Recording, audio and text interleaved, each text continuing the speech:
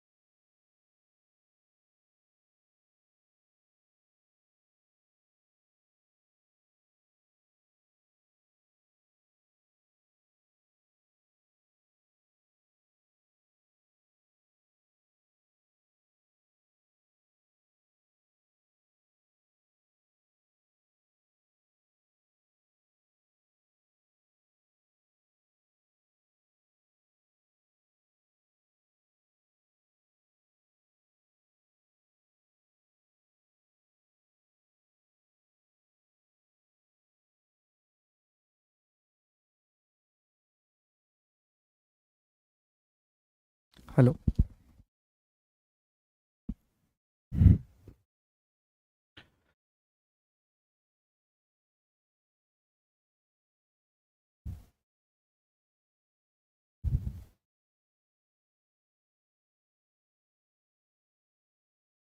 नमस्कार दोस्तों, कैसे हैं आप सभी लोग। मैं उम्मीद करता हूं कि आप सब लोग बहुत अच्छे होंगे और आप सभी लोगों की जो पढ़ाई है वो भी बहुत अच्छे तरीके से आगे बढ़ रही होगी। दोस्तों, एक बार फिर से आप लोगों का बहुत बहुत स्वागत है हमारे इस एनसीईआरटी के कोर्स में, जिसमें हम भूगोल की एनसीईआरटी का अध्ययन कर रहे हैं, जिसमें हम बाइलिंगुअल तरीके से ज्योग्राफी की एनसीईआरटी पढ़ रहे हैं। और ये इसी क्रम में हमारा छठवां लेक्चर है, 6 नंबर का लेक्चर है। आपको याद होगा कि हमने एक थीम के आधार पर एनसीईआरटी को पढ़ना शुरू किया है, और जो पहला थीम हमने लिया है वो है origin and evolution of the earth, पृथ्वी की उत्पत्ति एवं विकास। इसमें हमारा दूसरा अध्याय चल रहा है, जिसमें हम छठवीं कक्षा का पहला अध्याय पढ़ रहे हैं। नाम है अर्थ इन दी सोलर सिस्टम, सौरमंडल में हमारी पृथ्वी। तो आपको याद होगा कि पिछली क्लास तक हमने कुछ महत्वपूर्ण टॉपिकों की बात कर ली थी।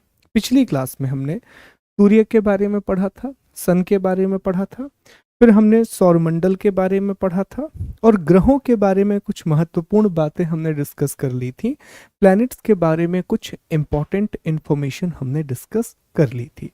अब आज की क्लास में जो हमारा एजेंडा है, एक तो ग्रहों के बारे में जो जानकारी बची हुई है हम पहले वो कंप्लीट करेंगे। इतना पढ़ने के बाद फिर हम पृथ्वी की बात करेंगे। पृथ्वी की बात करने के बाद हम चंद्रमा की बात करेंगे।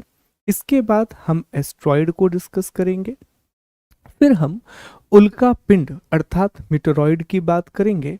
और उसके बाद जो हमने आपको बताया था कि नोट मेकिंग कैसे करनी है या शॉर्ट नोट कैसे बनाना है, तो मैं शॉर्ट नोट बना करके लाया हूँ।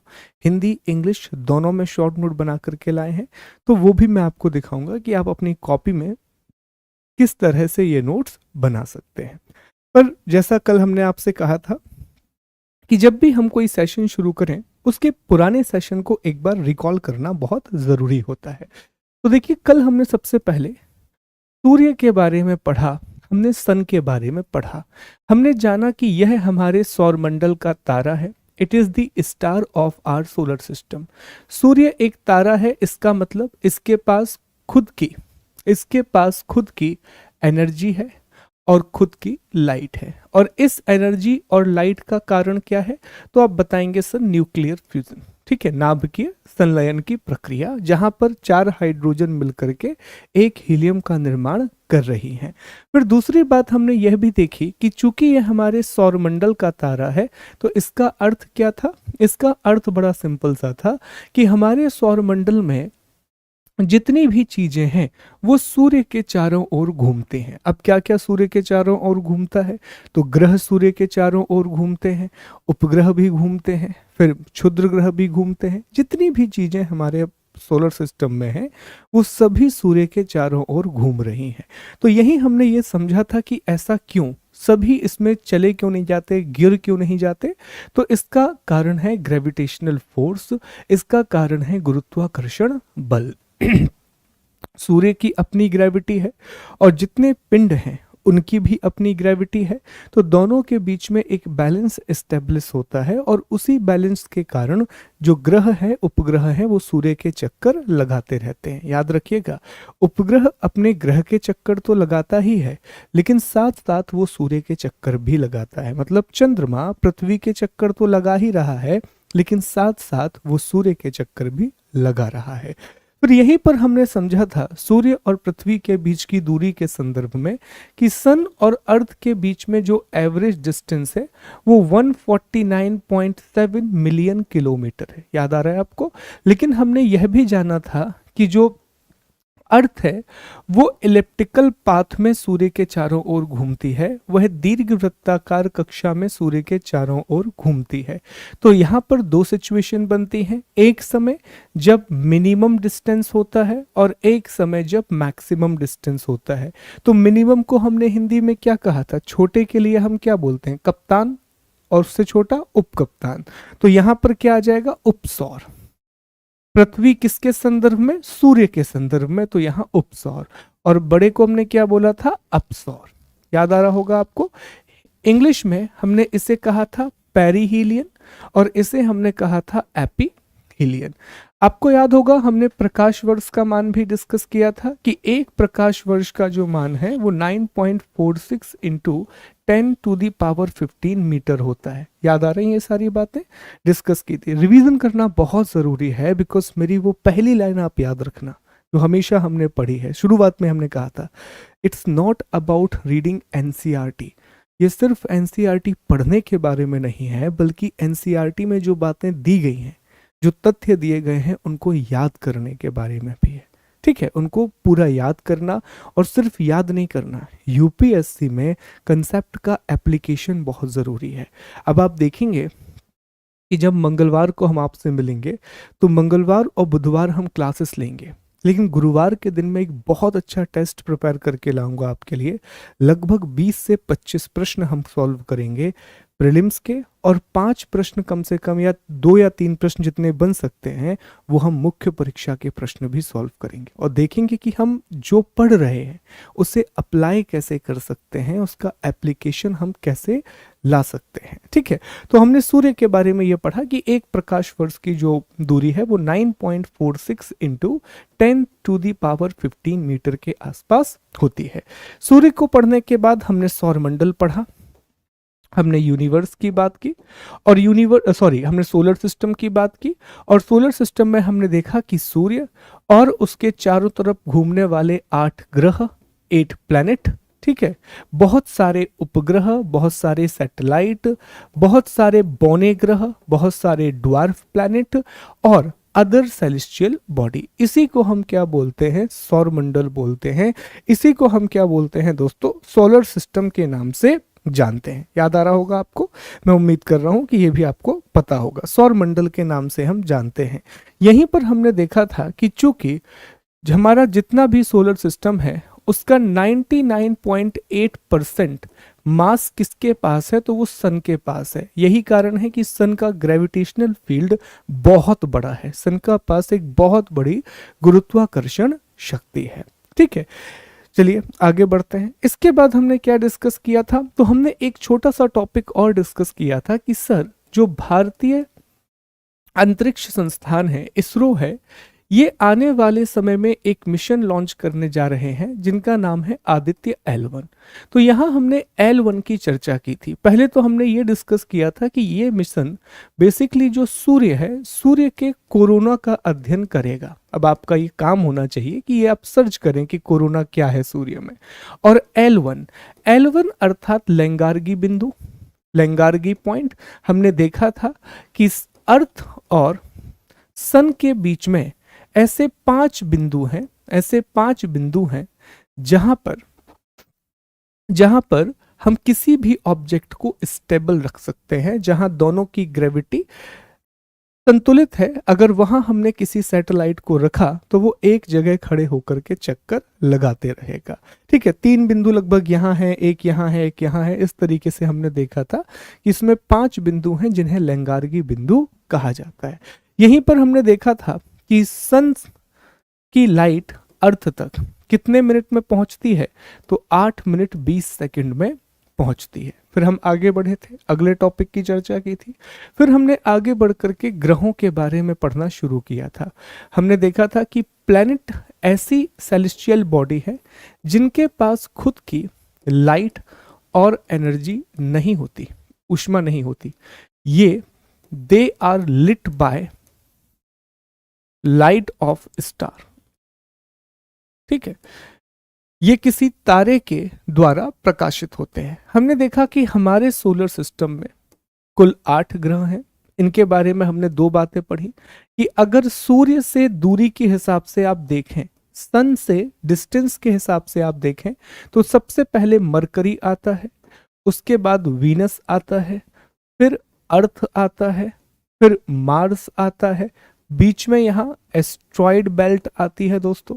इसके बाद हम देखेंगे जुपिटर, जुपिटर के बाद सैटर्न, सैटर्न के बाद यूरेनस और यूरेनस के बाद नेपच्यून।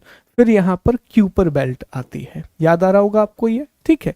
लेकिन अगर हम आकार के हिसाब से देखें, हम साइज के हिसाब से देखें, तो आकार के हिसाब से सबसे बड़े जो ग्रह हैं वो ये 4 हैं। ठीक है, जिसमें जुपिटर आता है, सैटर्न आता है, यूरेनस आता है, नेपच्यून आता है। इसके बाद हमारी पृथ्वी आती है, इसके बाद हमारी पृथ्वी आती है अर्थ 5वें नंबर पर। फिर पृथ्वी की जुड़वा बहन हमने किसको कहा था, वीनस को, तो वीनस आता है। फिर मार्स आता है और आखिरी में बुध या मरकरी आता है। तो यहां से बहुत छोटे छोटे प्रश्न बनते हैं दोस्तों।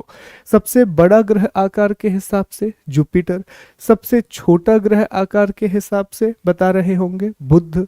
ठीक है, पृथ्वी किस नंबर पर आती है, तो पृथ्वी आकार के हिसाब से 5वें नंबर पर है, जबकि दूरी के हिसाब से 3रे नंबर पर है। फिर हमने इनके डिस्ट्रीब्यूशन को भी डिस्कस किया था कि ग्रहों को हम 2 भागों में बांट सकते हैं।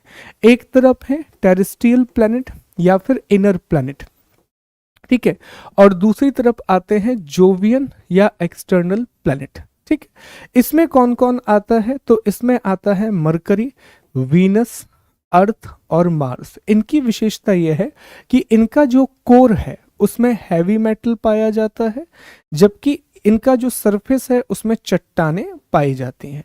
बाकी जितने भी ग्रह बचे वो किस में आते हैं, जोवियन में।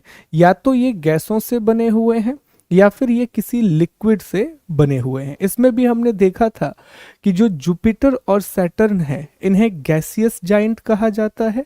यूरेनस और नेपच्यून इन्हें हम आइस जाइंट के नाम से जानते हैं। बाकी प्लूटो, मेकमेक, एरिस, इन सभी को हम ड्वार्फ प्लैनेट या बौने ग्रह के नाम से जानते हैं। बौने ग्रह की बात आई तो हमने ये भी डिस्कस किया था कि बेसिकली इंटरनेशनल एस्ट्रोनॉमिकल यूनियन 2006 में इनकी एक बैठक हुई थी। उस बैठक में ग्रहों की परिभाषा तय की गई, प्लैनेट की डेफिनेशन को तय किया गया। कहा गया 3 बातें रखी गई प्लैनेट के बारे में कि सबसे पहली बात, उसे सूर्य का चक्कर लगाना चाहिए, उसे सन को रोटेट या रिवॉल्व करना चाहिए सन के अराउंड। दूसरा कहा गया कि उसका एक निश्चित आकार, गोलाकार होना चाहिए और उसकी एक निश्चित कक्षा, एक डिफाइन ऑर्बिट होना चाहिए। प्लूटो सूरज के चारों ओर घूम रहा है, Pluto is revolving around the sun. Pluto has almost like round shape, but Pluto does not have its own orbit. वो क्या करता है, कभी नेपच्यून की कक्षा में चला जाएगा, फिर अपनी कक्षा में आ जाएगा। तो कहा कि भैया प्लूटो को हम ग्रह का दर्जा नहीं देंगे, इसे हम ड्वार्फ प्लैनेट कहेंगे, इसे हम क्या कहेंगे दोस्तों, बौने ग्रह का नाम देंगे। यहाँ तक की कहानी हमने पढ़ ली थी। अब ये जो 10 मिनट आपने दिए ना, ये आप मान के चलिए कि आपने एक बार खुद पढ़ लिया, यहाँ पर पढ़ लिया, तो आप देखेंगे धीरे धीरे कि आपके कंसेप्ट बहुत अंदर तक बिल्ट होते जाएंगे और आप कुछ समय के बाद एक कमांड इस्टेब्लिश कर लोगे कि सर अब ये जो बेसिक फैक्ट है ना, छोटे छोटे फैक्ट, अब इनकी हमें बहुत अच्छी समझ है क्योंकि हमने 2 से 3 बार इनको रिकॉल कर लिया। चलिए तो अब आगे बढ़ते हैं। टॉपिक को पढ़ते हैं और आज हमें कुछ बहुत महत्वपूर्ण टॉपिक पढ़ना है। कल हमने ग्रहों के नाम तो समझ लिए थे, आज हम ना ग्रहों की विशेषताओं को डिस्कस करेंगे। आज हम प्लैनेट्स के कुछ कैरेक्टरिस्टिक की बात करेंगे, ग्रहों की विशेषताओं के बारे में पढ़ेंगे। पर पहले दोस्तों दो शब्द हैं जो आपको समझना होगा। एक शब्द है घूर्णन, माफ कीजिए, एक शब्द है घूर्णन जिसे हम रोटेशन कहते हैं, और एक शब्द है परिक्रमण जिसे हम रेवोल्यूशन कहते हैं। इन दोनों का अंतर समझना बहुत जरूरी है क्योंकि ये चर्चा अब लंबी जाने वाली है। हमें ग्लोब की भी बात करनी है, हमें पृथ्वी की गतियों को भी डिस्कस करना है। तो इट बिकम्स वेरी इंपॉर्टेंट कि आप ये दो शब्द बहुत अच्छे से समझ लें। देखिए, घूर्णन का मतलब होता है, एक सेकेंड दीजिए बस मुझे, एक सेकेंड।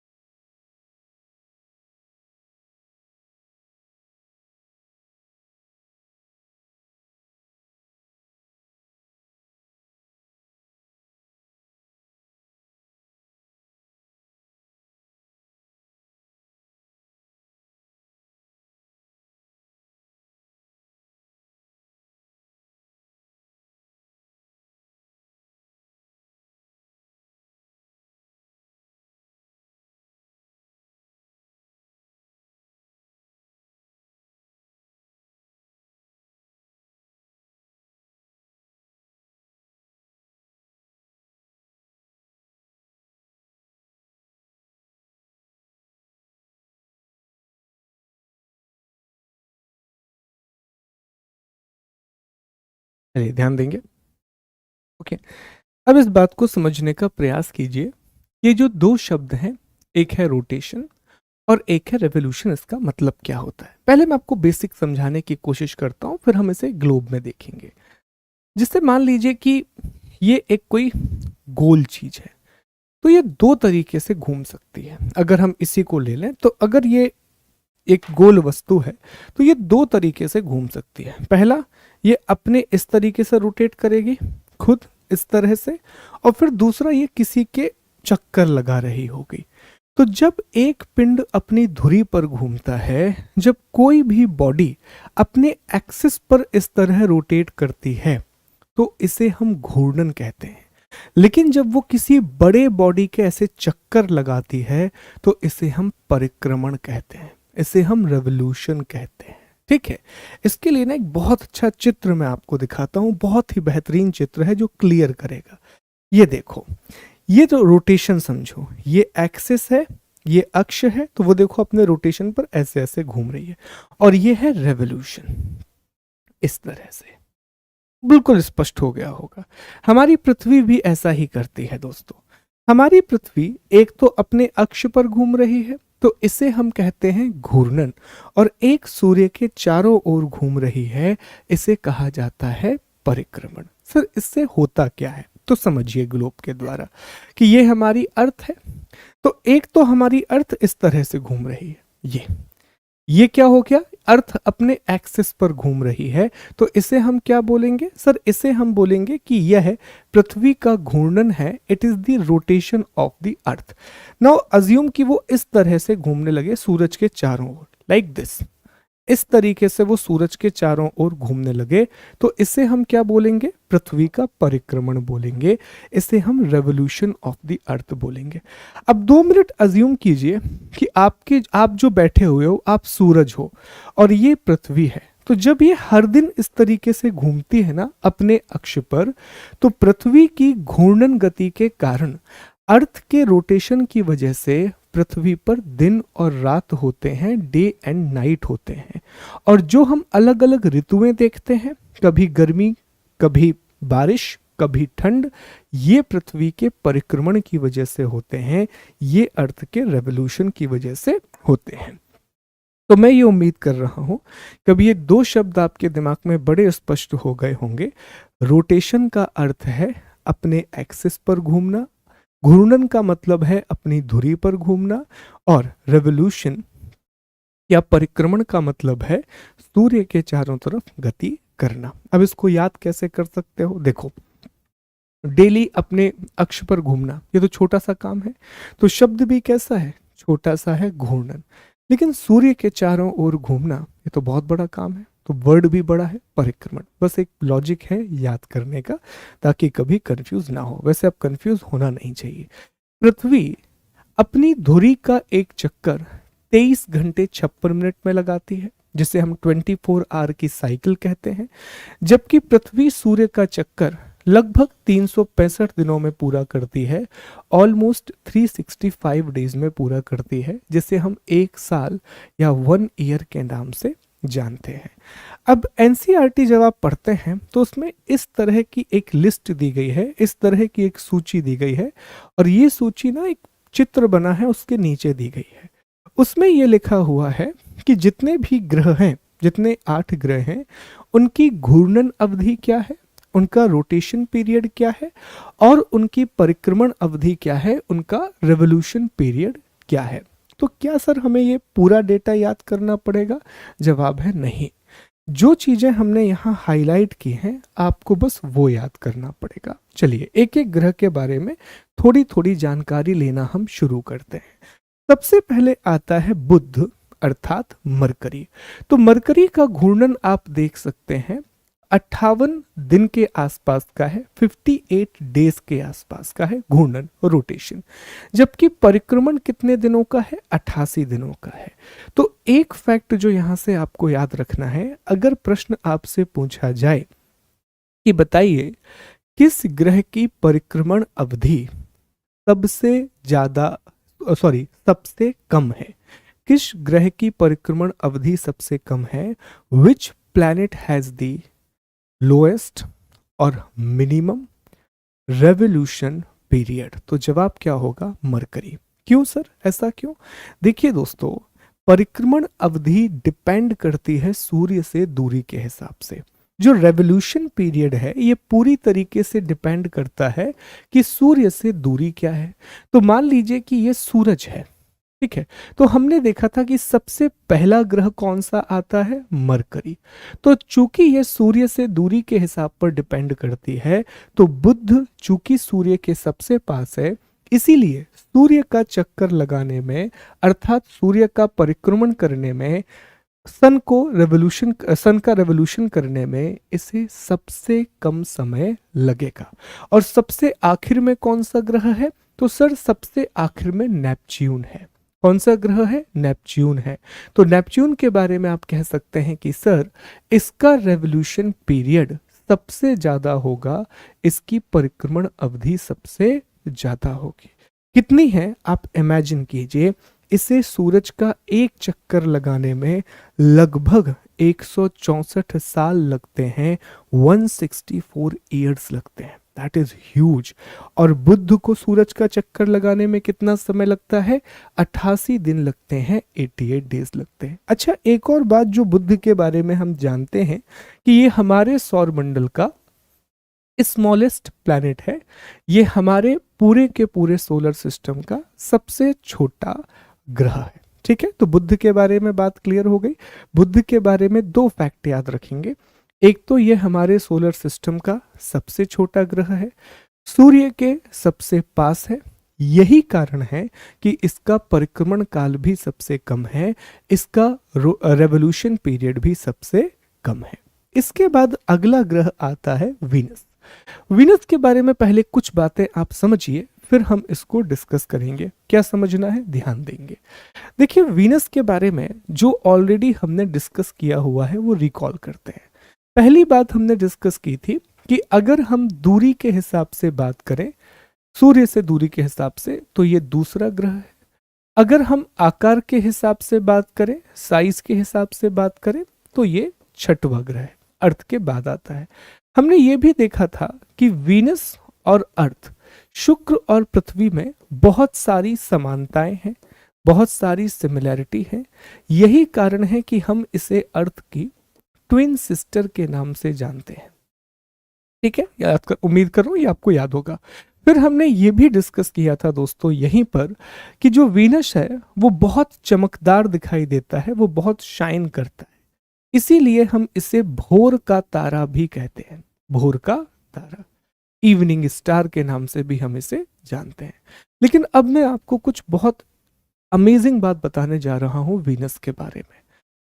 एक सवाल है, आप लोग जवाब देंगे कि हमारे सौरमंडल का सबसे गर्म ग्रह कौन सा है? Which is the hottest planet of our solar system?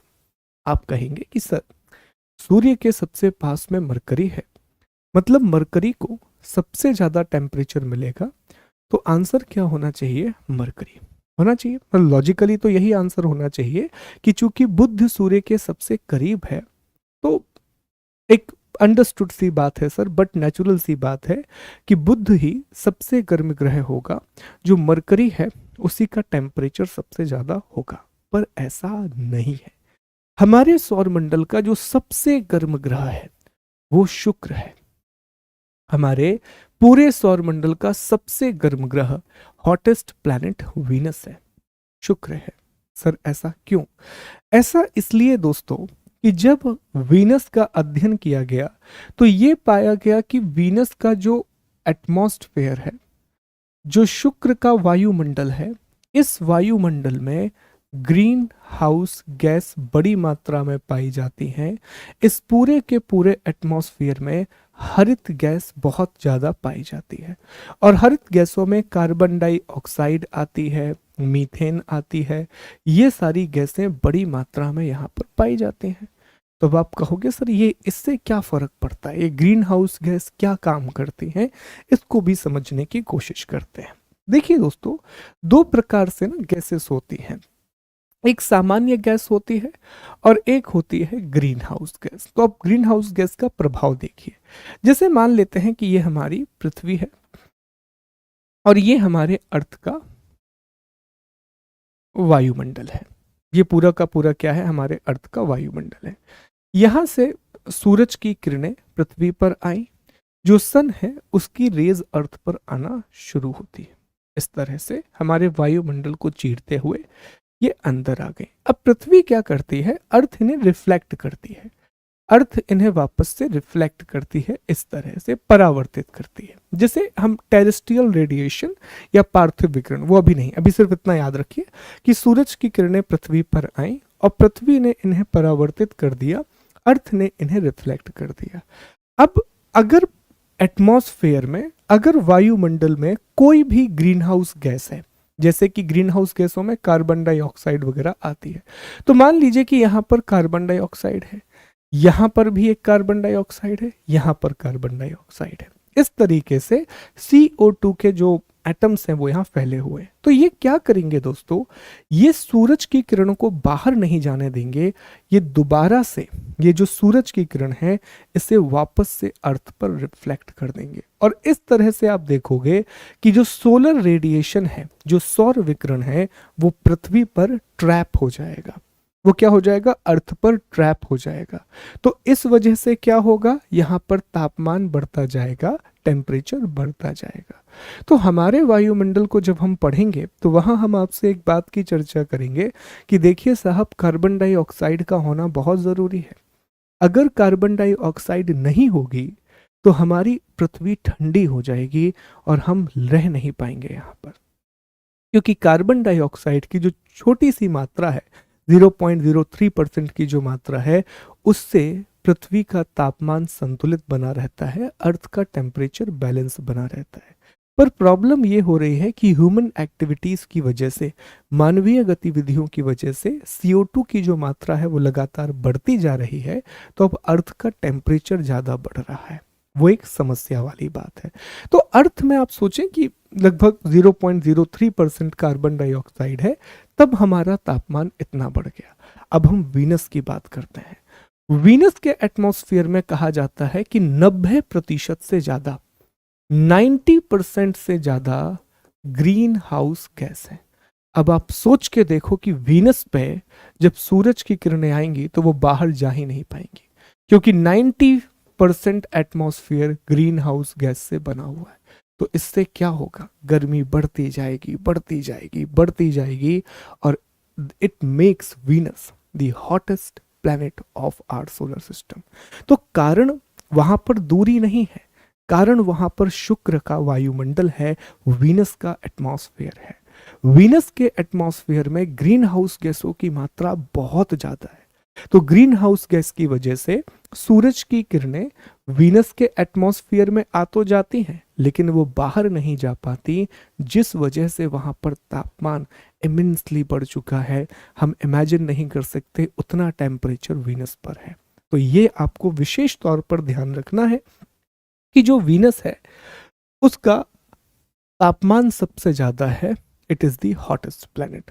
इसी से एक बात और जुड़ी है दोस्तों, चूंकि हमने देखा कि वीनस का जो एटमॉस्फेयर है उसमें CO2 की मात्रा या हरित गैसों की मात्रा ज्यादा है, तो इसका जो एटमॉस्फेयर है वो बहुत ज्यादा थिक है, वो बहुत ज्यादा आप कह सकते हैं मोटा है, बहुत ही ज्यादा बड़ा थिक है, बहुत थिक एटमॉस्फेयर है, जिस वजह से एक बहुत अलग फिनोमिना आपको देखने मिलता है वीनस में। आप यहां से समझिए, आप ये डायग्राम देखिए और इसमें आपको क्या लिख रहा है कि वीनस का जो रोटेशन पीरियड है इट इज 243 डेज, 243 दिन, लेकिन इसकी जो परिक्रमण अवधि है वो तो 224 दिन है। बहुत बहुत इंटरेस्टिंग बात है वीनस के बारे में कि वीनस का रोटेशन पीरियड आपको 243 डेज दिख रहा है, जबकि इसका रेवोल्यूशन पीरियड 224 डेज का है। इकलौता ऐसा ग्रह, ध्यान दीजिए, इकलौता ऐसा ग्रह है हमारे सौरमंडल में जिसकी घूर्णन अवधि परिक्रमण अवधि से ज्यादा है। It is the only and only planet in our solar system whose rotational period is greater than the revolution period। मतलब समझ रहे हो कितनी इंटरेस्टिंग बात है वीनस के बारे में, कि वीनस अपनी अक्ष पर घूमने में ज्यादा समय ले रहा है, लेकिन सूर्य का चक्कर लगाने में कम समय ले रहा है।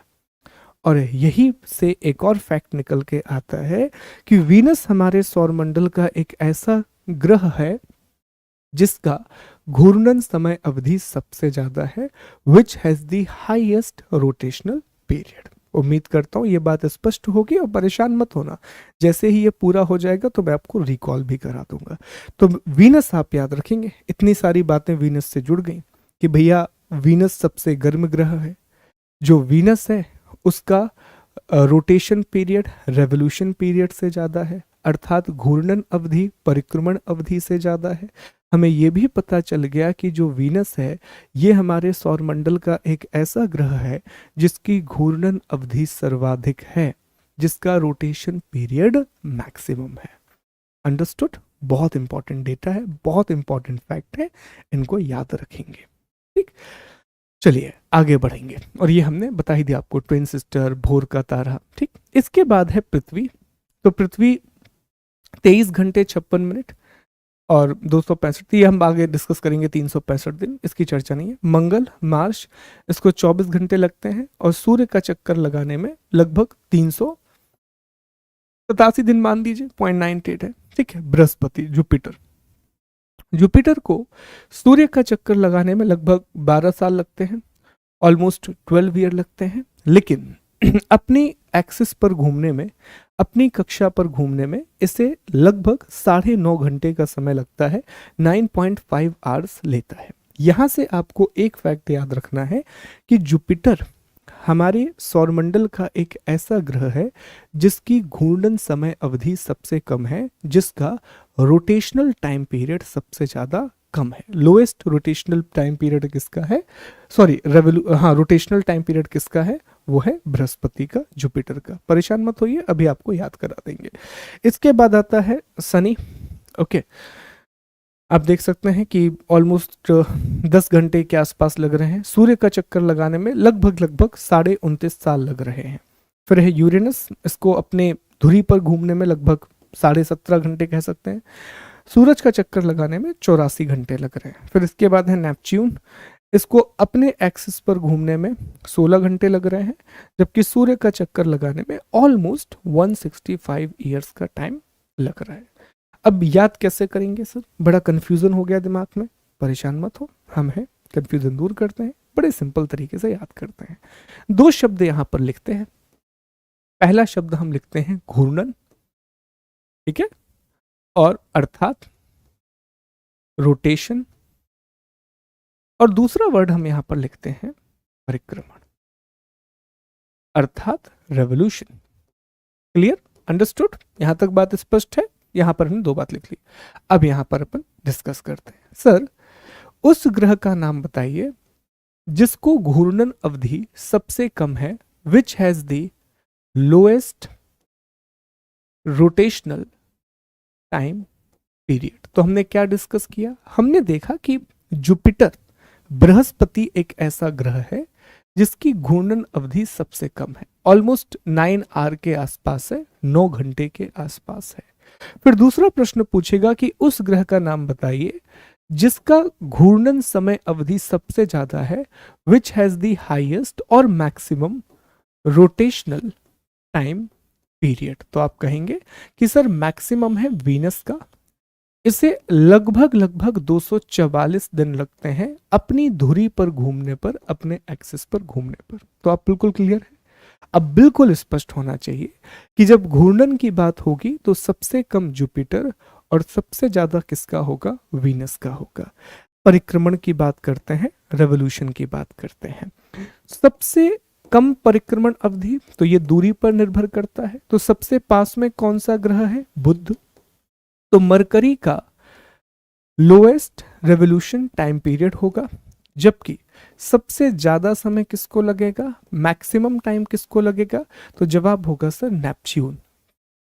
क्यों? क्योंकि ये सूर्य से सबसे ज्यादा दूरी पर है। तो जो बात हमने पढ़ी थी उसे हमने इस तरह से समराइज कर लिया। यहां से ना आप पढ़ने के तरीके भी देखा करो।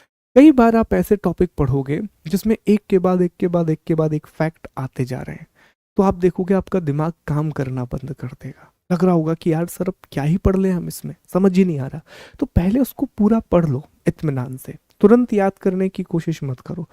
पढ़ने के बाद ये देखो कि आपने ये जो 10, 12 एक जैसे फैक्ट पढ़े हैं, इसमें सबसे महत्वपूर्ण क्या है और क्या आप इसे कैटेगराइज कर सकते हैं।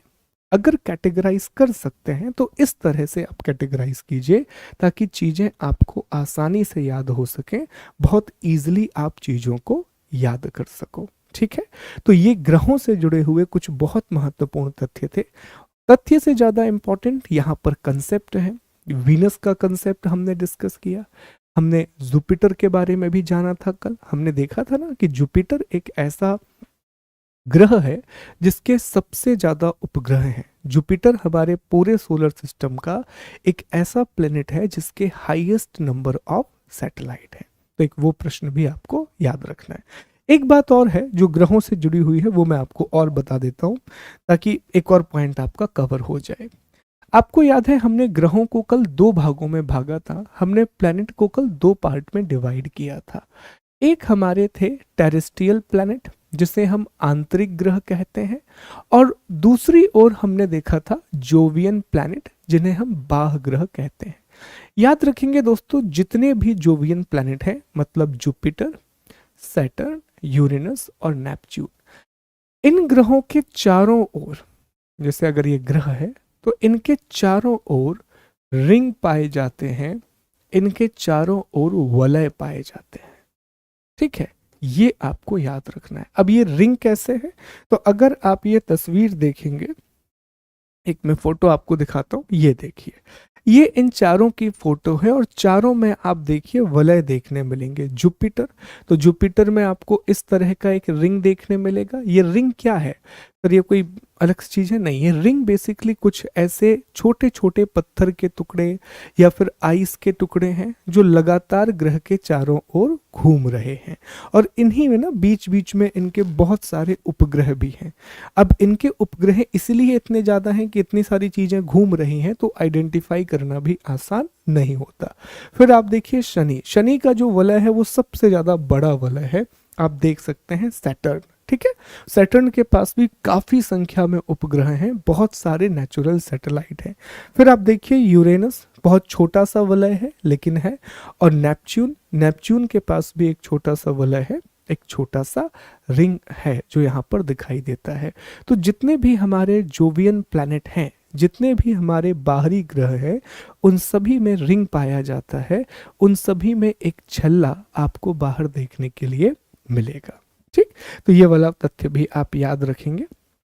अब हमने सभी बातों की चर्चा कर ली, ऑलमोस्ट हमने हर एक बात को डिस्कस कर लिया। हमने शुरुआत कहाँ से की थी? यूनिवर्स को समझा, उसके बाद हमने गैलेक्सी को समझा, गैलेक्सी के बाद हमने स्टार को समझा, स्टार के बाद हमने हमारे स्टार अर्थात सूरज की बात की, फिर हमने सोलर सिस्टम को समझा, और फाइनली अब हमने प्लैनेट को भी समझ लिया, हमने ग्रहों को भी समझ लिया। ठीक है, अब हमें चर्चा करनी है हमारे ग्रह के बारे में कि सर हमारी पृथ्वी के बारे में कुछ बातें बताइए।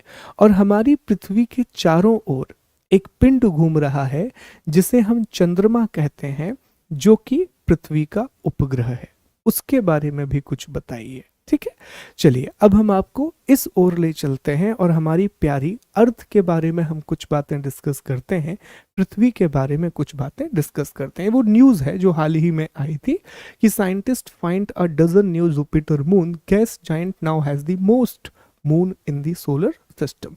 ठीक है, तो ये चीज़ आपको याद रखनी है। आगे बढ़ेंगे, कुछ बातों की चर्चा करेंगे। चलिए अब हम पृथ्वी की बात करते हैं, अर्थ को डिस्कस करते हैं, पता लगाते हैं कि अर्थ के बारे में हमें कौन कौन सी बातें पता है। देखिए, हमने अर्थ के बारे में पहली बात जो आपने याद रखनी है कि पृथ्वी का आकार गोल नहीं है, अर्थ का जो शेप है वो पूरा सर्कुलर नहीं है। पृथ्वी का अपना एक विशेष आकार है, अर्थ का अपना एक डिफाइन शेप है, और इस विशेष आकार को हम जियोइड कहते हैं। ठीक है, तो अगर आपसे कोई पूछे कि जियोइड का अर्थ क्या होता है, तो जियोइड हम ऐसी आकृति को कहते हैं जो पृथ्वी की तरह दिखाई देती है, जो अर्थ की तरह दिखाई देती है। ये चपटी है कुछ इलाकों पे, तो ये पृथ्वी का एक्चुअल शेप है, ये अर्थ का एक्चुअल शेप है।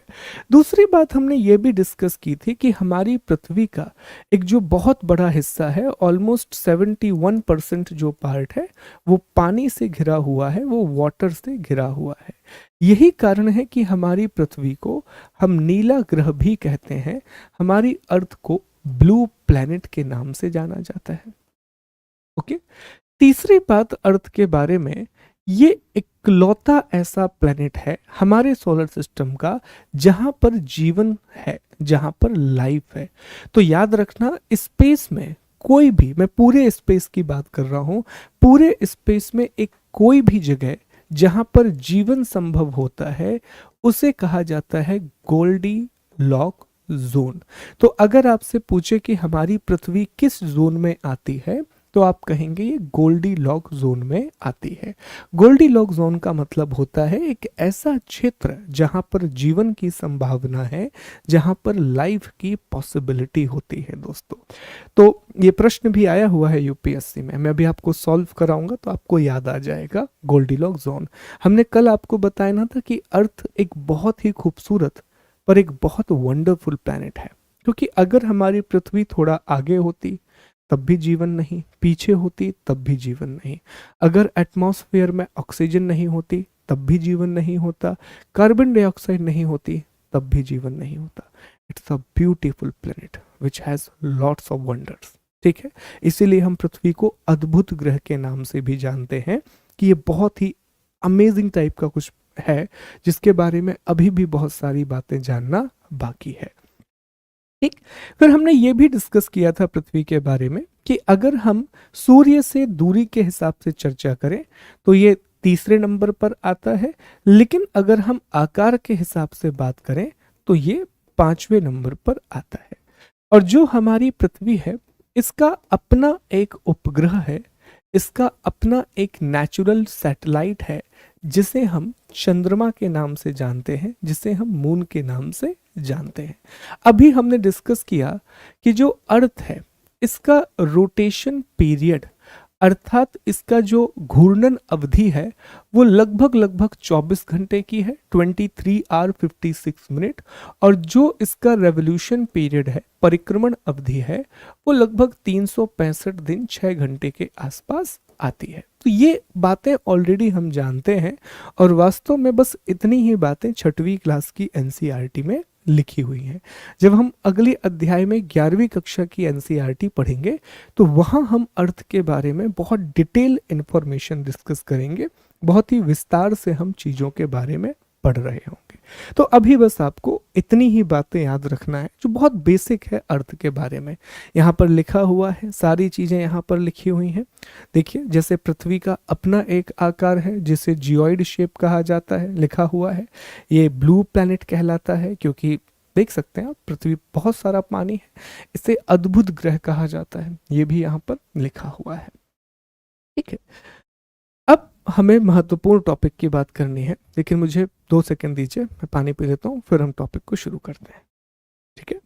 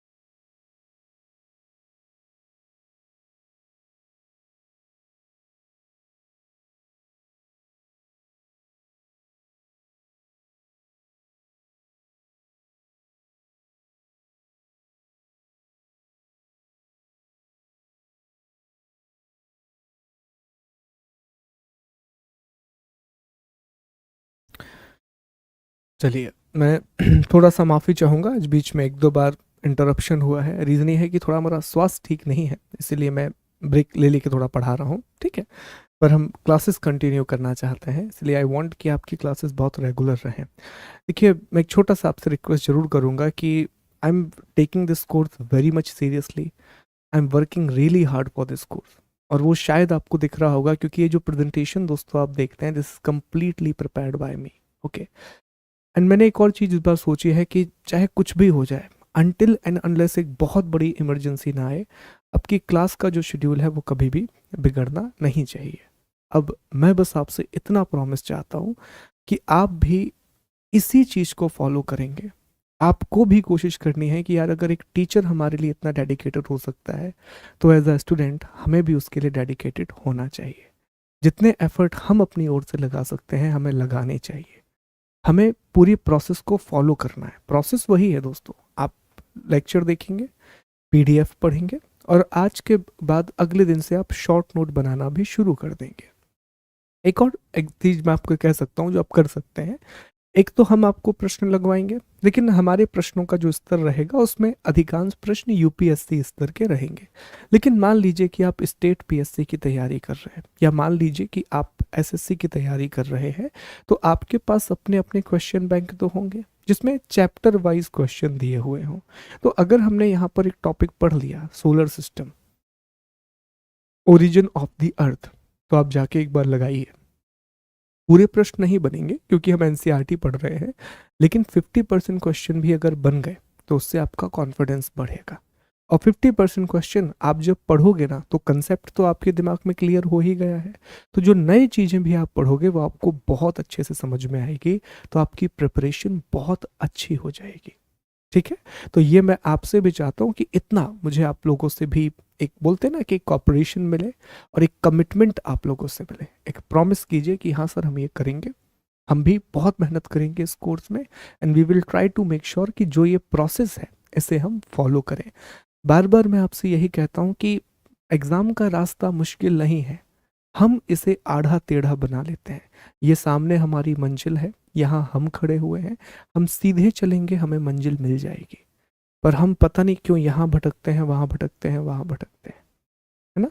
इस चीज़ से आपको हमेशा बचना है। चलिए, अब हमें बात करनी है चंद्रमा के बारे में, अब हमें बात करनी है मून के बारे में। बचपन से एक ही बात सुनते आए हैं, चंदा मामा दूर के। सबसे पहले एक बात हम समझते हैं कि चंद्रमा जो है ये पृथ्वी का, ये अर्थ का एक उपग्रह है। ठीक है, चंद्रमा जो है वो क्या है, पृथ्वी का एक उपग्रह है, ये अर्थ का एक नेचुरल सैटेलाइट है। तो पहले हम इसी शब्द को समझ लें कि उपग्रह का मतलब क्या होता है। और सर हम भी एक शब्द सुनते रहते हैं कि इसरो ने एक उपग्रह लॉन्च किया, कभी इसरो ने 12 उपग्रह लॉन्च किए। तो ये दोनों में अंतर क्या होता है, इसको समझने की पहले हम कोशिश करते हैं। तो दो शब्द हैं जो अक्सर हम सुनते रहते हैं, एक शब्द है उपग्रह अर्थात सैटेलाइट, और एक शब्द जो हम और सुनते हैं वो है मानव निर्मित उपग्रह अर्थात मैन मेड सैटेलाइट। देखिए, उपग्रह एक ऐसा खगोलीय पिंड है, एक ऐसी सेलेस्टियल बॉडी है जो किसी ग्रह सच एज अर्थ, किसी ग्रह के चारों ओर घूमता है, उसे हम उपग्रह कहते हैं, जैसे कि मून। ठीक है, तो हमारी पृथ्वी का एक ही उपग्रह है विच इज मून। हम मार्स की बात करें तो जो मंगल है उसके 2 उपग्रह हैं, लेकिन जुपिटर, सैटर्न, यूरेनस, नेपच्यून, इनके पास बहुत बड़ी संख्या में उपग्रह हैं क्योंकि ये गैसियस जाइंट है, ये गैसियस प्लैनेट है। ठीक है, तो यहां पर हमें बस इतनी सी बात याद रखनी है कि उपग्रह हम ऐसे खगोलीय पिंड को कहते हैं जो किसी ग्रह के चारों ओर घूम रहा हो।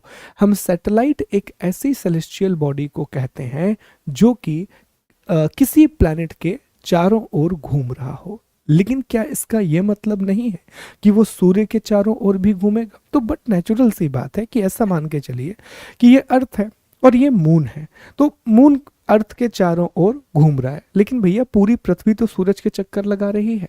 तो अल्टीमेटली हम ये कह सकते हैं कि पृथ्वी के साथ साथ चंद्रमा भी सूरज के चारों ओर घूम रहा है, मून भी अर्थ के चारों ओर घूम रहा है। ठीक है, दूसरा शब्द आता है मानव निर्मित उपग्रह नेचुरल सैटेलाइट। देखिए, इन्हें भी उपग्रह इसीलिए कहा जाता है क्योंकि ये भी सामान्यतः या तो ग्रह के चारों ओर घूमते हैं, ये भी सामान्यतः हमारी पृथ्वी के चारों ओर या किसी प्लेनेट के या किसी बॉडी के चारों ओर घूमते हैं, या फिर एक जगह स्थिर हो जाते हैं, वो पृथ्वी के साथ उसी अवस्था में रह आते हैं। ये इनका काम है। लेकिन इन्हें मानव ने बनाया है, इन्हें ह्यूमन ने बनाया है, इसीलिए इसे कहा जाता है मैन मेड सैटेलाइट। और इन्हें अंतरिक्ष में पहुंचाने का एक तरीका है, हम एक रॉकेट का इस्तेमाल करते हैं। इस रॉकेट के द्वारा हम सैटेलाइट को ऊपर लेकर के जाते हैं, स्पेस में लेकर के जाते हैं, फिर वहां पर हम सैटेलाइट को छोड़ देते हैं और रॉकेट वापस से नीचे आ जाता है, रॉकेट दोबारा से नीचे आ जाता है। तो ऐसे उपग्रह जो मानव ने बनाए हैं उसे मानव निर्मित उपग्रह मैन मेड सैटेलाइट कहा जाता है। लेकिन जो प्राकृतिक तौर पर ग्रहों के चक्कर लगा रहे हैं, जो नेचुरली किसी प्लेनेट को रिवॉल्व कर रहे हैं, उसका रेवोल्यूशन कर रहे हैं, तो ऐसों को हम नेचुरल सैटेलाइट या प्राकृतिक उपग्रह कहते हैं। एक न्यूज़ है हाल ही में आई थी, आप जानते हैं कि जो इसरो है, इसरो का सबसे बड़ा जो प्रक्षेपण यान है इसे LVM-3 कहा जाता है, लॉन्च व्हीकल मार्क 3 कहा जाता है। तो अभी अभी लॉन्च व्हीकल मार्क 3 के द्वारा यूके की एक कंपनी है जिसे वन वेब कहा जाता है, यूके की एक कंपनी है विच इज, उसका नाम है वन वेब। तो इसने इसरो से 72 सैटेलाइट लॉन्च करवाए हैं, पहले 36 करवाए थे, अब 36 और करवाए हैं। टोटल 72 सैटेलाइट वन वेब ने लॉन्च करवाए हैं 2 पार्ट में। तो अभी अभी आपने देखा होगा, बहुत चर्चा में रहा कि LVM-3 के द्वारा which is launch vehicle mark 3 के द्वारा इसरो ने अंतरिक्ष में वन वेव कंपनी के 36 सैटेलाइटों को भेजा। अब हमारी जो इसरो है वो कमर्शियल ऑपरेशन भी करती है। कमर्शियल ऑपरेशन का मतलब है कि अगर दूसरे देश चाहें तो वो हमसे अपने अंतरिक्ष अपने सैटेलाइट का प्रक्षेपण करा सकते हैं। ठीक है, अब हम वापस से आते हैं हमारे टॉपिक के ऊपर, और हमारा टॉपिक था चंद्रमा। चंद्रमा के बारे में सर हमें ये पता चल गया कि ये एक उपग्रह है, ये एक सैटेलाइट है, ये हमें साफ साफ तौर पर पता चल गया। अब इसके बारे में कौन कौन से महत्वपूर्ण तथ्य हैं इनको पढ़ते हैं, क्योंकि कुछ इंपॉर्टेंट और कुछ बहुत टफ कंसेप्ट हैं जो मून के साथ जुड़े हुए हैं। तो मून के बारे में पहला पॉइंट हमें क्या पता पड़ा कि ये अर्थ का ओनली नेचुरल सैटेलाइट है, हमारी पृथ्वी का एकमात्र प्राकृतिक उपग्रह है। दूसरी बात दोस्तों, जब भी हम चंद्रमा का अध्ययन करते हैं, जब भी हम चंद्रमा का अध्ययन करते हैं तो इसे सेलेनोलॉजी कहा जाता है। स्टडी ऑफ मून को, चंद्रमा के अध्ययन को हम सेलेनोलॉजी के नाम से जानते हैं। तीसरी बात चंद्रमा के बारे में जो बहुत ही इंटरेस्टिंग है कि चंद्रमा की घूर्णन अवधि अर्थात रोटेशन पीरियड और चंद्रमा की परिक्रमण अवधि अर्थात रेवोल्यूशन पीरियड, ये दोनों समान हैं, ये दोनों इक्वल हैं। इस वजह से क्या होता है, जब हम पृथ्वी पर होते हैं तो हमें चंद्रमा का सिर्फ एक हिस्सा ही दिखाई देता है, हमें हमेशा मून का एक हिस्सा ही अर्थ के सामने दिखाई देता है। अर्थ समझिए क्या है, देखिए ये मान लीजिए कि पृथ्वी है और ये चंद्रमा है। अब चंद्रमा इस तरीके से पृथ्वी के सामने घूम रहा है, इस तरीके से, है ना। तो ये क्या हो गया इसका, सर ये हो गया चंद्रमा का रेवोल्यूशन, ये हो गया चंद्रमा का परिक्रमण। अगर मान लो इस तरीके से घूमते रहे तो आपको एक बार ये हिस्सा दिखेगा, एक बार ये हिस्सा दिखेगा, एक बार ये वाला हिस्सा दिखेगा, और ये। तो अगर इस तरीके से घूमे तो कोई समस्या नहीं है, हम चंद्रमा का पूरा हिस्सा देख पाएंगे। लेकिन ऐसा नहीं घूमता है। चंद्रमा क्या करता है, एक तो वो उसकी धुरी मतलब एक्सिस पर भी उतने ही समय में घूम रहा है जितने में वो अर्थ के चक्कर लगा रहा है। तो अब सिचुएशन समझना, पहली सिचुएशन जब ये वाला हिस्सा अर्थ के सामने है, ये वाला हिस्सा, अब जैसे ही यहां पर आया चंद्रमा तो लॉजिकली ये वाला हिस्सा सामने होना चाहिए था, लेकिन साहब वो इतना घूम गया अपनी धुरी पर, तो फिर से हमें यही हिस्सा दिख रहा है। अब चंद्रमा यहां आया, तो चंद्रमा जब यहां आया, यहां तो दिखना कौन सा हिस्सा चाहिए था, ये वाला, लेकिन वो फिर इतना घूम गया तो दिख हमें यही वाला हिस्सा रहा है।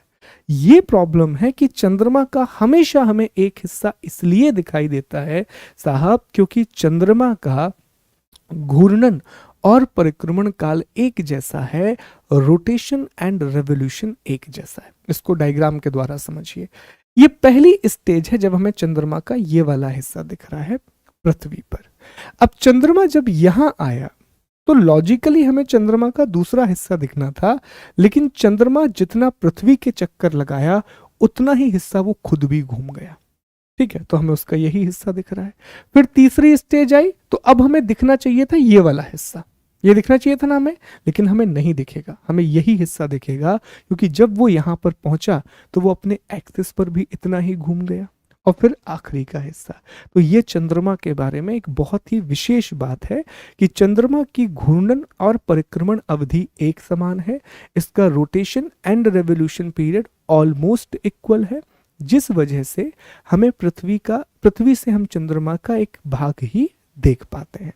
दूसरी बात, अगर हम दूरी की बात करें तो चंद्रमा और पृथ्वी के बीच में जो औसत दूरी है वो 3,84,400 किलोमीटर की है। ये औसत दूरी है बिटवीन मून एंड दी अर्थ। लेकिन जैसा हमने सूर्य के संदर्भ में देखा था, वही बात आपको चंद्रमा के संदर्भ में भी याद रखनी है। हमने देखा था कि पृथ्वी सूर्य का चक्कर दीर्घ वृत्ताकार कक्षा में लगा रही है, एलिप्टिकल पाथ में लगा रही है, जिस वजह से एक समय मैक्सिमम डिस्टेंस होता है और एक समय मिनिमम डिस्टेंस होता है। ठीक ऐसा ही हमें देखने मिलता है, जो चंद्रमा है वो भी पृथ्वी के चारों ओर दीर्घवृत्ताकार कक्षा में घूम रहा है। तो एक समय है जब दूरी घट करके, जब ये डिस्टेंस घट करके कितना हो जाता है, 3,62,600 किलोमीटर। और एक समय ऐसा भी है जब ये डिस्टेंस बढ़ करके 4,05,400 किलोमीटर हो जाता है। तो जब चंद्रमा और पृथ्वी के बीच में न्यूनतम दूरी होती है तो इसे पैरिगी कहा जाता है। इसे क्या कहा जाता है? पैरिगी, अर्थात उपभू कहा जाता है। और जब ये दूरी अधिकतम होती है, मैक्सिमम होती है, तो इसे एपोगी कहा जाता है, अर्थात अपभू कहा जाता है। अब पता है आपको याद कैसे रखना है? हमने याद क्या किया था? जब हमने सन और अर्थ को डिस्कस किया था तो वहां हमने दो वर्ड डिस्कस किए थे। एक हमने किया था उप सौर और एक हमने डिस्कस किया था अप सौर। ओके, इंग्लिश में हमने पढ़ा था पेरी हीलियन, एपी हीलियन। तो यहां पर भी तो यही है, यहां पर भी तो हम यही कह रहे हैं, उपभू और अपभू। वहां पर बात सूर्य की थी, इसीलिए हम उपभू और अपभू कह रहे थे, पेरीहिलियन और एपीहिलियन कह रहे थे। यहां पर बड़ा पिंड कौन सा है? चंद्रमा और पृथ्वी के बीच में बड़ा पिंड पृथ्वी है, जिसके चक्कर चंद्रमा लगा रहा है, तो हम इसे उपभू और अपभू कह रहे हैं। तो ऐसे शब्द नहीं बन जाते, इनके पीछे लॉजिक होता है। भू का मतलब यह हो गया कि चंद्रमा पृथ्वी के चक्कर लगा रहा है, उप का मतलब छोटा और अप का मतलब बड़ा। तो ये आपने चार शब्द हमेशा याद रखने हैं, अपसौर, उपसौर, अपभू, उपभू, और लॉजिक से याद रखो। दोनों को तोड़ दो, दोनों शब्दों का अर्थ निकाल लो। जहां पर सौर आएगा समझ जाना कि पृथ्वी और सूर्य के बीच की बात हो रही है, जहां पर भू आएगा समझ जाना कि पृथ्वी और चंद्रमा के बीच की बात हो रही है। ठीक है, तो ये चंद्रमा से जुड़ी हुई कुछ महत्वपूर्ण बातें थी। एक फैक्ट और भी है कि पृथ्वी, जो चंद्रमा का व्यास है, जो मून का डायमीटर है, वो अर्थ का 1/4 है। कितना है? 1/4 है। तो ऐसे प्रश्न भी आ जाते हैं, क्योंकि एमपीपीएससी में एक प्रश्न आया था कि पृथ्वी से कितने गुना बड़ा है सूर्य, तो लगभग आई गेस 109 टाइम के आसपास तो कुछ बड़ा है। ठीक है, तो ऐसे प्रश्न भी कई बार आ जाते हैं कि डायमीटर क्या है, तो 1/4 है। और पहली बार पृथ्वी चंद्रमा पर इंसान गए थे अपोलो 11 मिशन के द्वारा। नील आर्मस्ट्रांग और उनकी टीम गई थी, जो नासा के लिए काम करते हैं। ठीक है, तो ये चंद्रमा से जुड़ी हुई महत्वपूर्ण बातें थी, ये मून से जुड़ी हुई महत्वपूर्ण बातें थी। अब अगला जो टॉपिक है क्षुद्र ग्रह, लेकिन ये मैंने ऑलरेडी आपको पढ़ा दिया है दोस्तों। हमने ऑलरेडी आपको एस्ट्रॉइड के बारे में बता दिया था कि बेसिकली एस्ट्रॉइड ऐसे खगोलीय पिंड हैं जो चट्टानों से या बर्फ से बने हुए हैं और जो मार्स और जुपिटर के बीच में घूम रहे हैं। इन्हें क्षुद्र ग्रह या एस्ट्रॉइड बेल्ट कहा जाता है। तो इसमें मुझे लगता है कोई भी कंफ्यूजन आपके दिमाग में नहीं होगा, ये हम पहले ही डिस्कस कर चुके हैं। लेकिन अब एक शब्द बचा हुआ है जिसे समझना बहुत जरूरी है। ये शब्द है सर उल्कापिंड, ये शब्द है सर मीटियोरॉइड। अब ये इसलिए जरूरी है, इसको समझते हैं पहले। देखिए दोस्तों, उल्का सामान्यतः ऐसे खगोलीय पिंडों को कहा जाता है जिनका आकार बहुत बड़ा नहीं होता। अगर हम इनकी आकार की बात करें तो इनका डायमीटर सामान्यतः 1 मीटर तक का डायमीटर जनरली इनका होता है सामान्यतः। तो ये आप ऐसा मान के चलिए कि ये पत्थर हैं जो कहाँ पर घूम रहे हैं। ये ऐसे पत्थर हैं जो कि स्पेस में घूमते रहते हैं, जो कि सोलर सिस्टम में घूम रहे हैं। तो ऐसे जो आलतू फालतू टाइप पत्थर घूम रहे हैं, इन्हीं को हम उल्का का नाम देते हैं। ओके, इन्हें हम उल्का या मेट्रॉइड का नाम देते हैं। लेकिन दोस्तों यहाँ पर 3 नाम जुड़े हुए हैं। एक नाम कहलाता है उल्का, जिसे हम मीटियोरॉइड कहते हैं। दूसरा है उल्काश्म, जिसे हम मीटियोर कहते हैं। और तीसरा है उल्का पिंड, जिसे हम मीटियोरॉइड कहते हैं। तीनों को डायग्राम से समझो। देखो, जैसे मान लो कि ये स्पेस में है, ये जो पत्थर का टुकड़ा है ये अभी कहां पर है दोस्तों? तो आप कहेंगे सर ये अभी स्पेस में है। ओके, मतलब पृथ्वी के वायुमंडल से बाहर। अब ये लगातार पृथ्वी की ओर आ रहा है। जैसे ही ये पृथ्वी में आया तो सबसे पहले ये एटमॉस्फेयर में प्रवेश करेगा, सबसे पहले ये वायुमंडल में प्रवेश करेगा। अब आप ऐसे समझो कि एक चीज बहुत तेजी से नीचे की ओर आ रही है और उसको सबसे पहले एटमॉस्फेयर मिलता है, उसे सबसे पहले वायुमंडल मिलता है। तो जो हमारा वायुमंडल है ना दोस्तों, इसमें बहुत सारी गैसें पाई जाती हैं। गैस के साथ साथ इसमें बहुत सारे डस्ट पार्टिकल भी पाए जाते हैं। तो क्या होता है, जब भी कोई वायुमंडल में आएगा तो यहाँ घर्षण लगना शुरू होगा, यहाँ फ्रिक्शन लगना शुरू होगा, और उस घर्षण की वजह से ये जो पत्थर है ये जलना शुरू हो जाएगा। तो आपको इसमें से लाइट निकलते हुए दिखाई देगी, और इसी को हम क्या बोल देते हैं, टूटता हुआ तारा बोल देते हैं। जबकि ये टूटता हुआ तारा नहीं है, ये बेसिकली एक उल्का है जो हमारे वायुमंडल में आ गया है, एटमॉस्फेयर में आ गया है, और हमारे एटमॉस्फेयर के फ्रिक्शन की वजह से ये जलना शुरू कर दिया है। तो अभी जब तक ये स्पेस में था तो हमने इसे क्या नाम दिया था, मीटियोरॉइड नाम दिया था, उल्का नाम दिया था। लेकिन जैसे ही ये हमारे वायुमंडल में प्रवेश करता है, हम इसे मिटियोर नाम दे देते हैं। क्या नाम देते हैं, मिटियोर नाम देते हैं। हिंदी में हम इसे उल्काश में कहने लगते हैं। ओके, और जब मान लो कि ये पत्थर जैसे तैसे वायुमंडल से बच के अगर पृथ्वी पर आ गया, अगर ये अर्थ पर आ गया, तब हम इसे मीटियोरॉइड कहेंगे। क्या कहेंगे, मीटियोरॉइड कहेंगे, हम इसे उल्का पिंड कहेंगे। हिंदी के नाम कई जगह पर अलग अलग है, इसीलिए हिंदी मीडियम वाले दोस्तों से भी मेरा निवेदन है कि वो इसे इंग्लिश में ही याद रखें। ठीक है, तो ये कंसेप्ट है उल्का पिंड का, ये पूरा का पूरा कंसेप्ट है मीटियोरॉइड का। जब ये स्पेस में होते हैं तब ये मीटियोरॉइड कहलाते हैं, जब ये वायुमंडल में आते हैं तब मीटियोर कहलाते हैं, और जब ये पृथ्वी पर आ जाते हैं तो मीटियोरॉइड कहलाते हैं। ठीक है, इन्हीं को हम उल्का पिंड या उल्काश्म के नाम से जानते हैं। तो इस तरह से दोस्तों हमारा एक अध्याय और खत्म होता है। हमने एक और चैप्टर को खत्म कर लिया, 6वीं क्लास का पहला अध्याय। अब याद रखिए, हमने सिर्फ वो नहीं पढ़ा है जो एनसीईआरटी में है, हमने कुछ बहुत महत्वपूर्ण तथ्यों को भी साथ में ऐड कर लिया है जो हमारे एग्जाम के लिए बहुत ज़रूरी है। क्योंकि एनसीईआरटी हम यूपीएससी के लिए जब पढ़ते हैं तो हमें रीड बिटवीन द लाइन भी करना पड़ता है कि आखिर उसमें क्या लिखा हुआ है, और जब हम एक कंसेप्ट पढ़ ही रहे हैं तो क्यों ना हम उसे पूरा करने की कोशिश करें, या कम से कम वो फैक्ट तो पढ़ लें जो उसके फाउंडेशन से जुड़े हुए हैं, जो उसके बेस से जुड़े हुए हैं। सर, हमारा चैप्टर खत्म हो गया। अब हमें बताइए कि नोट्स कैसे बनाना है, सिनॉप्सिस कैसे बनाना है। चलो इस बात को जरा समझने की कोशिश करो। ये देखिए दोस्तों, चैप्टर खत्म होने के बाद इस तरह से मैंने आपके लिए एक नोट्स तैयार किए हैं। ये देखिए, ये कहलाता है सिनॉप्सिस, जो आपको शायद अभी नहीं दिख रहा होगा, हम जूम करेंगे तो दिखेगा। ये पूरे अध्याय की समरी एक पेज में तैयार है। जो हमने सब कुछ पढ़ा वो एक पेज में। देखिए, एक समस्या मैं आपको बता रहा हूँ। अभी क्या होगा, जब कोई भी विषय आप पढ़ते हैं तो शुरू में बड़ा मजा आता है, यार कितना बढ़िया लग रहा है, बहुत फील आ रहा है सर, बहुत ही बढ़िया लग रहा है, मतलब अब तो बस पूरा हम सर क्रैक कर देंगे सब कुछ। लेकिन समेटना बहुत ज़रूरी होता है चीज़ों को। अपनी पढ़ाई में अगर चीज़ों को आप समेटोगे नहीं ना तो वो यूं करके बाहर चली जाएंगी। पर समेटने का मतलब क्या है, आपने मेरे साथ ये 2-3 दिन रह कर के पहला अध्याय पढ़ा, पहला चैप्टर पढ़ा, फिर बहुत सारी स्लाइड हो गई। आपको लग रहा है कि ये स्लाइड आपके नोट्स हैं, बट नहीं, ऐसा नहीं है। आप कुछ समय के बाद भूल जाओगे, क्योंकि पीपीटी मैं आपको समझाने के लिए लाता हूँ। इसमें बहुत सारे डायग्राम होते हैं, कई जगह पर लैंग्वेजेस होती हैं, तो क्या आप इनका प्रिंट निकलवा के रखेंगे? जवाब है नहीं। अब आपको ये देखना है कि जो आपने पढ़ा उससे आपके शॉर्ट नोट बन जाए, और वो चीज आप रिकॉल कर सको।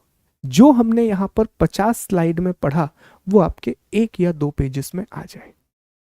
ठीक है, ताकि आप उसे आसानी से रिकॉल कर सको। तब आप देखना कि जो आप पढ़ रहे हो ना, उसको पढ़ने में आपको रस आने लगेगा। क्यों? क्योंकि आपको लगेगा हाँ यार, जो हमने पढ़ा 4-5 क्लास में वो हमने 2 पेजों में कर लिया, और इसे मैं कभी भी रिवाइज कर सकता हूँ। कभी भी मैं इसे रिकॉल कर सकता हूँ। हमें पूरी एनसीईआरटी 6वीं से 12वीं तक की एनसीईआरटी कोशिश करना है कि हम कम से कम 100, 150 या 200 पेज अधिकतम खत्म कर दें। ठीक है, तो सिनॉप्सिस आपको बनाना कैसे है उसका एक मैंने आपके सामने, मैं हमेशा आपको सिनॉप्सिस नहीं दूंगा, ये मैंने एक बनाया है बस ये दिखाने के लिए कि आप आगे सिनॉप्सिस कैसे बनाओगे। देखो, सबसे पहले तो एक काम करना है, आपको वाइट पेज वाला रजिस्टर लेना है। इस तरह से जो कोरा कागज होता है, तो कोरे कागज वाला एक रजिस्टर लेकर के आइए जिसमें स्पाइरल हो। स्पाइरल वाला रजिस्टर लाएंगे, वो नहीं लाएंगे जिसमें ग्लू लगा होता है। ये पहला काम। दूसरा, सिनॉप्सिस बनाने का ये मतलब कतई नहीं होता कि चीजों को आप एटॉमिक लेवल पे जाके लिख दो। समझ रहे हैं? कई बार मैं देखता हूं कि लोग शॉर्ट करने के चक्कर में ये समझते हैं कि शॉर्ट करने का मतलब है चीजों को छोटा लिखना। भाई, आप नकल के पर्चे नहीं बना रहे हो। ठीक है, आप पर्चे बना के आपको एग्जाम में नहीं जाना है। शॉर्ट करने का मतलब है स्पष्ट लिखना। आप दूर दूर लिखिए, कोई समस्या नहीं है, लेकिन स्पष्ट लिखना और शब्दों को कम करना, वर्ड को। तो आपको इसमें नहीं पढ़ना है कि सर ने कहा था कि 2 पेज मतलब हम 2 पेज, आप 3 ले लो। आपके नोट्स हैं, आपको समझ में आना चाहिए। अगर आपने वो चीटी चीटा बना दिया, एक हफ्ते बाद देखा समझ ही नहीं आ रहा, फिर से दोबारा लेक्चर देख रहे हो, तो उसका अर्थ नहीं है। आप अपनी कैपेबिलिटी को समझेंगे तो एक अच्छा वाइट पेज वाला रजिस्टर लेकर के आएंगे, 2 या 3 कलर के पेन, कम से कम 3 कलर के पेन लेकर के आएंगे और इस तरह से चीज़ों को समराइज करेंगे। अब आप देखिए हमने क्या किया है। अब मैं इसको जूम कर रहा हूँ, ये हिंदी में है और ये इंग्लिश में लिखा हुआ है, अर्थ इन दी सोलर सिस्टम। अब इसके एक एक हिस्से को हम जूम करते हैं। सबसे पहले मैं आपको यहाँ ले चलता हूँ जो यूनिवर्स। तो देखिए, यूनिवर्स के बारे में हमने क्या लिख दिया। यूनिवर्स के बारे में लिख दिया कि सूक्ष्म अणुओं से लेकर महाकाय आकाशगंगा, कॉस्मोलॉजी ब्रह्मांड का अध्ययन, विस्तारित। अब ये शॉर्ट नोट है, यहाँ पर हम पूरा नहीं लिखेंगे, बस मैंने एक हिंट देके आपको छोड़ दिया, एक हिंट देके आपको छोड़ दिया। अब आपको पता होना चाहिए कि विस्तारित का मतलब क्या है। अच्छा, ये रिपीट हो गया, कॉस्मोलॉजी। खगोलीय पिंड, इसकी परिभाषा हो गई। ओके, अभी इसको और शॉर्ट कर सकते हैं। अभी मैं आपको एक और बना के दिखाऊंगा, और शॉर्ट हो जाएगा। सिर्फ इतना लिख दो, वस्तु रात के समय चमकती है। अब पूरी चीज आपको दिमाग में आ जाएगी क्योंकि आपने क्लास अटेंड की है। अगर क्लास अटेंड नहीं की होती तो ये समझ में नहीं आएगा। इसके बाद आकाशगंगा, तारों, बादल तथा गैस की एक प्रणाली। मिल्की वे के बारे में लिख दिया, हमारी आकाशगंगा सर्पिलाकार, सबसे निकट एंड्रोमेडा। ओके, लिखा हुआ है, इंग्लिश में भी लिखा हुआ है same. Galaxy, system of star, cloud gases, ये लिखा हुआ है, सारी चीजें लिखी हुई हैं। क्लियर? ये प्लेनेट के बारे में आ गया कि भैया जो ग्रह है वो ग्रीक भाषा के प्लेंटाई से बना है, तारों के प्रकाश से प्रकाशित होते हैं, उपग्रह ग्रहों के चारों ओर चक्कर लगाते हैं। ठीक है, सबसे ज्यादा उपग्रह बृहस्पति के पास है। ये और आगे आपके सौरमंडल के बारे में होगा, सोलर सिस्टम के बारे में आ गया कि क्या है सोलर सिस्टम, सारी चीजें, गतियों के बारे में आ गया। देखिए यहाँ पर मुख्य तथ्य भी हमने यहाँ पर लिख दिया, जो इंपॉर्टेंट फैक्ट थे जो हमने पढ़े थे, ये देखिए इस तरह से। ओके, ये फिर देखिए पृथ्वी के बारे में है, ये कुछ बातें क्षुद्र ग्रह के बारे में है, तारे के बारे में है। ओके, आगे चलेंगे तो सूर्य के बारे में है। इस तरह से एक पूरा प्रेजेंटेशन है। तो ये हमने इसलिए किया है ताकि एक बार ना आपको आइडिया मिल सके, बेसिक आइडिया मिल सके कि ये कैसे लगाना है। तो अब कुछ नहीं करना है आपको, इसका पीडीएफ आपको मिलेगा अभी वेबसाइट पर। आप जानते हैं कि वेबसाइट पर जाइए, वहाँ पर जैसे ही आप डैशबोर्ड पर माई लर्निंग पर जाएंगे, माई लर्निंग के बाद आप डैशबोर्ड पर जाएंगे, वहाँ माई बैचेस पे क्लिक करेंगे। माई बैचेस पर जाने के बाद आपको ज्योग्राफी का कोर्स दिखेगा, उस पर क्लिक करेंगे तो उसके बाद आप देखेंगे कि आपको नोट्स सेक्शन दिखेगा जहाँ पर सारे नोट्स अवेलेबल हैं। वेबसाइट पर अब मुझे लगता है कि चीज़ें बेहतर हो रही हैं शायद, और आपको चीज़ें समझ में आ रही हैं।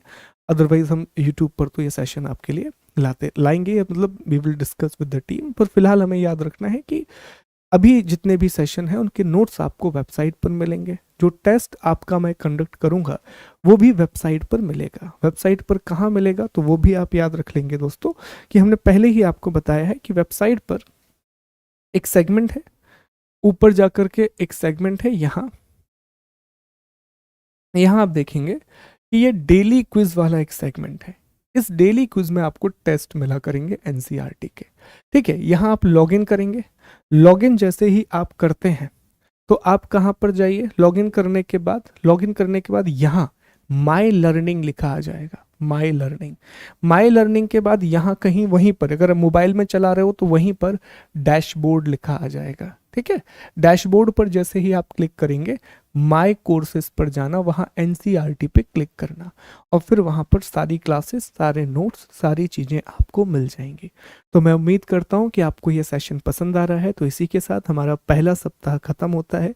शुरुआत की 20 क्लासेस हम बहुत स्लो चलेंगे ताकि आपके दिमाग में बहुत अच्छे से चीज़ें इस्टेब्लिश हो जाएं। फिर हम अपनी स्पीड को धीरे धीरे करके बढ़ाते जाएंगे।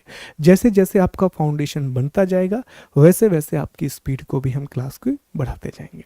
अपना ख्याल रखिए, आपसे फिर मिलेंगे। थैंक यू सो मच दोस्तों। जय हिंद, जय भारत, टेक केयर।